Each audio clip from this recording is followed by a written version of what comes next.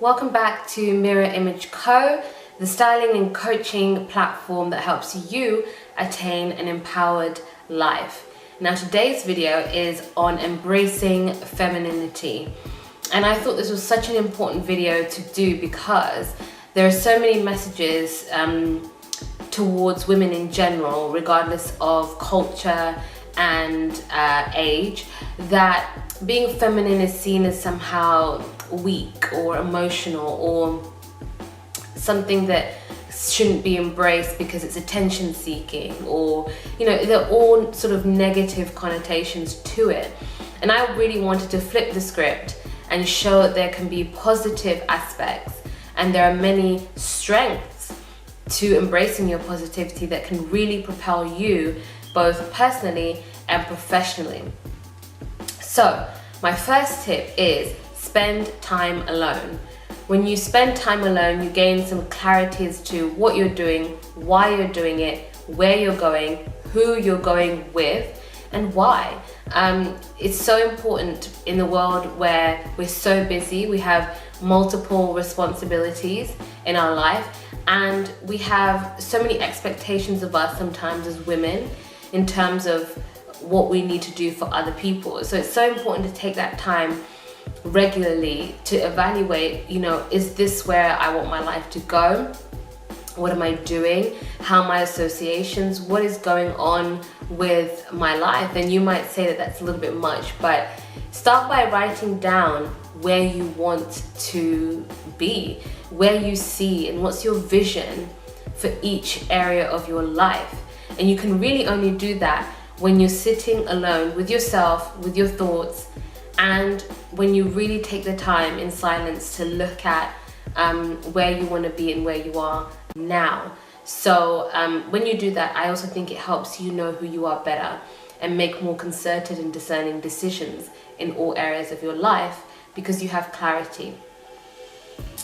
So the next point is, don't be afraid to live outside the box. So for example, you may be coming from a family of doctors and there may be an expectation, either silent or verbal, that you'll follow in those footsteps. Or maybe your family own a business and there's an expectation for you to take over.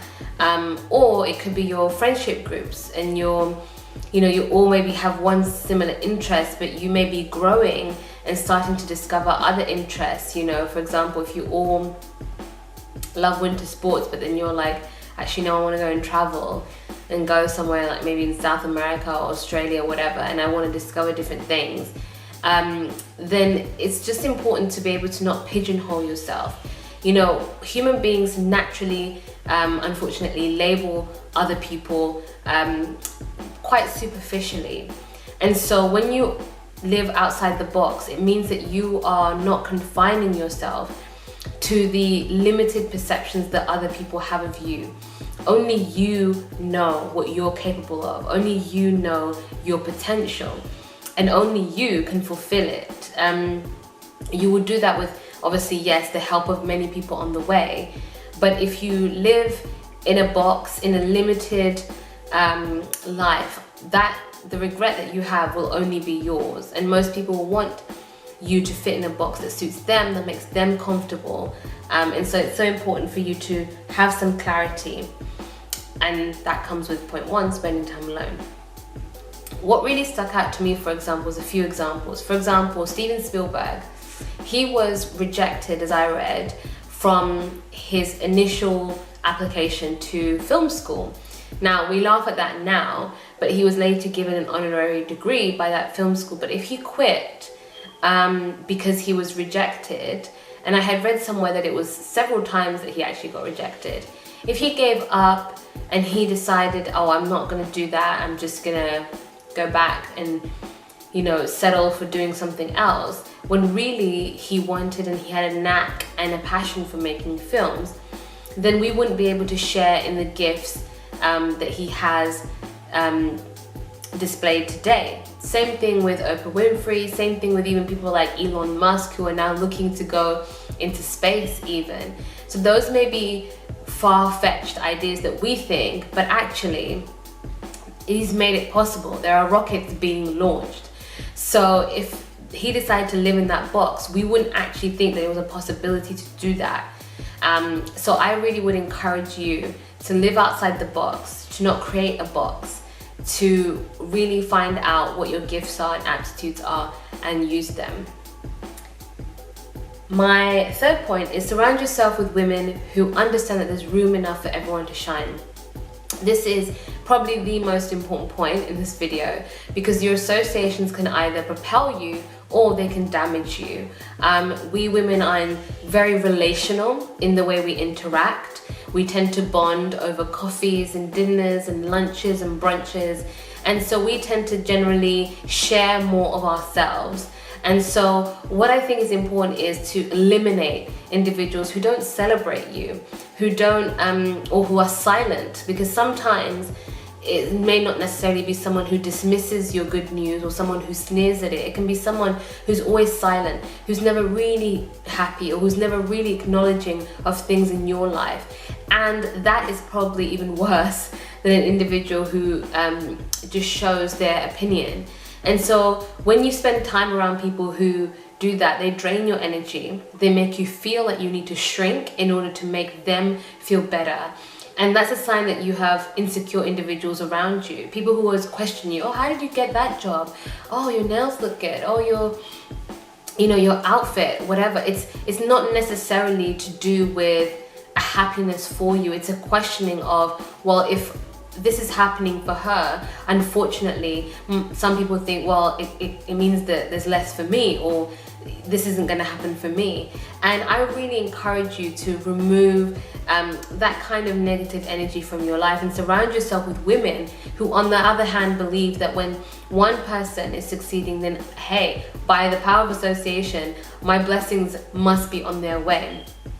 And for me personally, my faith, I personally believe that God calls us to live an abundant life, which means that there are no limits, and the only limits that you create are the ones that you have within your own head. But furthermore, you also don't want to have individuals around you who limit you and who continue to snuff out your candle because they're insecure. And I believe that when you spend time alone, when you understand who you are, you're naturally going to attract people, and you're going to choose people and other women in your life who understand that there's so much of this world, so many people waiting for us to impact them, to encourage them, to empower them, to uplift them and give them something positive in your own unique way. So there are people that your friend can touch, there's a people that you can touch, there are people that another person can impact in their own individual way. So there's always room enough to shine. I don't believe anyone's here by accident, and I believe that everyone has their own unique purpose. There's no need for that competition. And so it's important that you don't play a part in your own self-sabotage by surrounding yourself with people who aren't happy for you.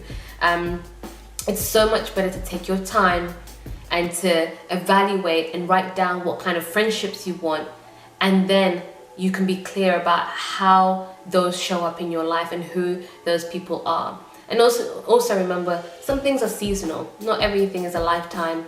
Some things are seasonal, and sometimes you just gotta be grateful for what you experienced and gracefully move on. And in the words of Michelle Obama, all relationships that are good, they feel good.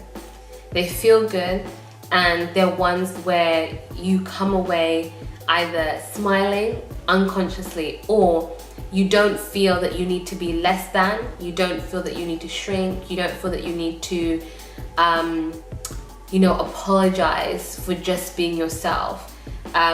Those are not healthy friendships. And so if you really want to embrace your femininity, pick people to be in your corner who really embrace theirs as well.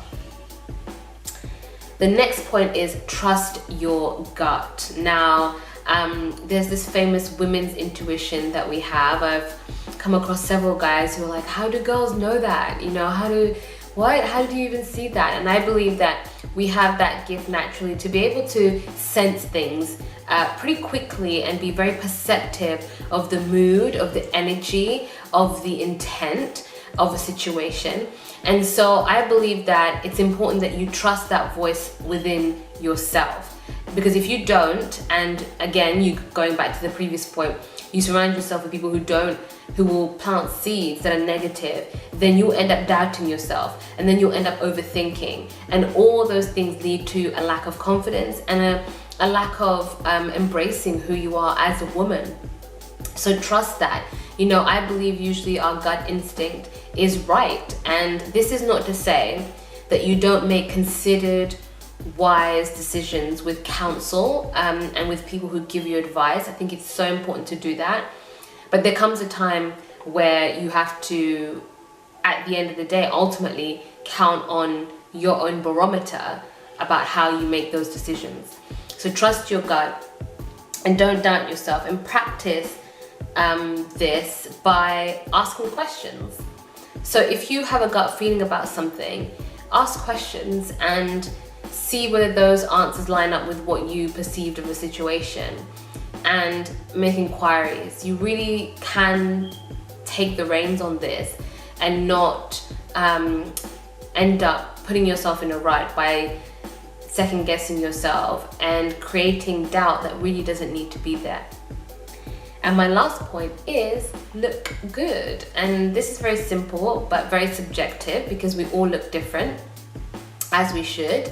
And I believe that we're all beautiful as women in our own ways, but we live in a world where you're judged in the first 30 seconds according to psychologists, sometimes even less than that. I've read in places where it's the first 10 seconds by how you look.